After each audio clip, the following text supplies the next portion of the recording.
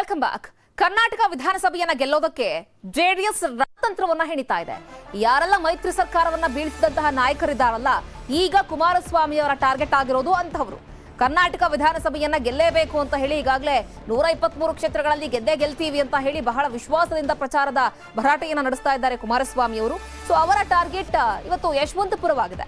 ಯಾಕಂದ್ರೆ ಯಶವಂತಪುರದಲ್ಲಿ S T Somashekar ಅವರನ್ನ ಸೋಲಿಸಬೇಕು ಅಂತ ಹೇಳಿ ಇದೀಗ ಜೆಡಿಎಸ್ ನಿಂದ ಕುಮಾರಸ್ವಾಮಿ ಅವರು ಪಣ ತೊಟ್ಟಿದ್ದಾರೆ. ಸೊ ಹಾಗಾಗಿ ಬಿಜೆಪಿ ಅಭ್ಯರ್ಥಿಯನ್ನು ಶತಾಯಗತಾಯ ಮಣಿಸಬೇಕು, ಸೋಮಶೇಖರ್ ಅವರ ವಿರುದ್ಧ ಸೇಡನ್ನ ತೀರಿಸಿಕೊಳ್ಬೇಕು. ಅಲ್ಲಿ ಜವರಾಯಿಗೌಡ ಪರವಾಗಿ ಕುಮಾರಸ್ವಾಮಿ ಅವರು ಇವತ್ತು ಭರ್ಜರಿ ಮತಬೇಟೆಯನ್ನು ನಡೆಸ್ತಾರೆ. ಈಗಾಗಲೇ 4 ರೌಂಡ್ಸ್ಗಳ ಕಾಲ ಪ್ರಚಾರ ಮಾಡಿಸಿದ್ದಾರೆ. ಇವತ್ತು ಮತ್ತೆ ಕ್ಯಾಂಪೇನ್ ಅನ್ನು ನಡೆಸ್ತಾರೆ ಯಶವಂತಪುರ ವಿಧಾನಸಭಾ ಕ್ಷೇತ್ರದ ಭಾಗದಲ್ಲಿ. ಬನ್ನಿ ಬಗ್ಗೆ ಮತ್ತಷ್ಟು ಮಾಹಿತಿಯನ್ನು ಕೊಡ್ತಾರೆ ನಮ್ಮ ಪ್ರತಿನಿಧಿ ತಿಮ್ಮೇಗೌಡ ನೇರ ಸಂಪರ್ಕದಲ್ಲಿ ಜಾಯ್ನ್ ಆಗ್ತಾ ಇದ್ದಾರೆ. ತಿಮ್ಮೇಗೌಡ, ಕುಮಾರಸ್ವಾಮಿ ಅವರು ಏನಾದ್ರೂ ಮಾಡಿ ಅಟ್ಲೀಸ್ಟ್ ಈ ಬಾರಿ ಅಧಿಕಾರವನ್ನು ಹಿಡಿಬೇಕು ಅನ್ನೋ ಒಂದು ವಿಶ್ವಾಸದಲ್ಲಿ ಅಬ್ಬರದ ಪ್ರಚಾರವನ್ನು ನಡೆಸ್ತಾ ಇದ್ದಾರೆ. ಅದು ಒಂದು ಕಡೆ.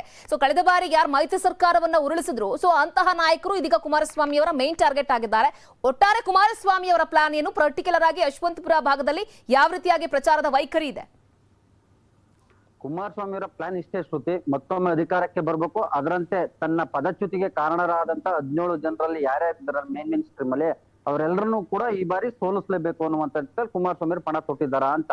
ಯಾಕಂತ ಹೇಳಿದ್ರೆ ಅಂತಹ ಪ್ರತಿಷ್ಠೆ ಕ್ಷೇತ್ರಗಳಲ್ಲಿ ಇದೀಗ ಯಶವಂತಪುರ ವಿಧಾನಸಭಾ ಕ್ಷೇತ್ರವೂ ಕೂಡ ಒಂದಾಯ್ತಾ ಅಂತ ನೋಡಿ. ಕಳೆದ 2 ತಿಂಗಳಿಂದ ಈಚೆಗೆ ಯಶವಂತಪುರ ವಿಧಾನಸಭಾ ಕ್ಷೇತ್ರವನ್ನೇ ಟಾರ್ಗೆಟ್ ಮಾಡಿರುವಂತ ಮಾಜಿ ಮುಖ್ಯಮಂತ್ರಿ ಹಾಗೂ ಜೆಡಿಎಸ್ ನಾಯಕ ಎಚ್ ಡಿ ಕುಮಾರಸ್ವಾಮಿ ಅವರು ಈವರೆಗೆ 4 ಬಾರಿ ಆ ಒಂದು ವಿಧಾನಸಭಾ ಕ್ಷೇತ್ರದಲ್ಲಿ ಕ್ಯಾಂಪೇನ್ ಅನ್ನ ನಿರಂತರವಾಗಿ ಮಾಡ್ಕೊಂಡ್ ಬಂದಿದ್ದಾರೆ.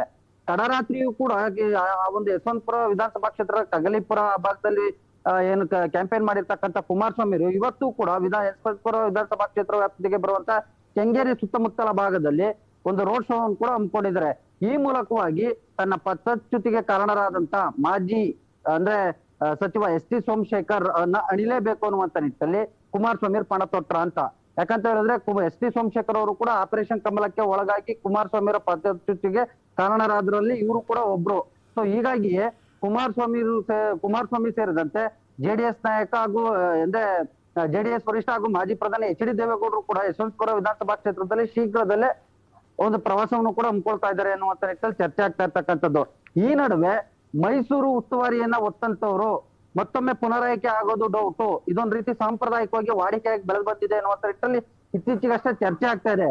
ಎಸ್ ಟಿ ಸೋಮಶೇಖರ್ ಅವರು ಕೂಡ ಸಾಂಸ್ಕೃತಿಕ ನಗರಿ ಮೈಸೂರು ಜಿಲ್ಲೆಯ ಉಸ್ತುವಾರಿ. ಹೀಗಾಗಿ ಒಂದ್ ಕಡೆಯಾಗಿ ಮಿಷನ್ 123 ಗುರಿಯನ್ನ ತಲುಪೋದು ಒಂದ್ ಕಡೆ ಆದ್ರೆ, ಮತ್ತೊಂದ್ ಕಡೆಗೆ ತಮ್ಮ ಪದಚ್ಯುತಿಗೆ ಕಾರಣರಾದಂತ 17 ಜನರ ಪೈಕಿ ಮೇನ್ ಸ್ಟ್ರೀಮ್ ನಲ್ಲಿ ಇರ್ತಕ್ಕಂಥ ಏನು ಶಾಸಕರು ಸಚಿವರನ್ನ ಅಣಿಬೇಕು ಅನ್ನುವಂತ ನಿಟ್ಟಿನಲ್ಲಿ ಈ ಮೂಲಕ ದಳಪತಿಗಳು ಮುಂದಾಗಿರ್ತಕ್ಕಂಥದ್ದು ಶ್ರುತಿ. ಓಕೆ ತಿಮ್ಮೇಗೌಡ, ಥ್ಯಾಂಕ್ ಯು ತಮ್ಮೆಲ್ಲ ಕಂಪ್ಲೀಟ್ ಮಾಹಿತಿಗಾಗಿ.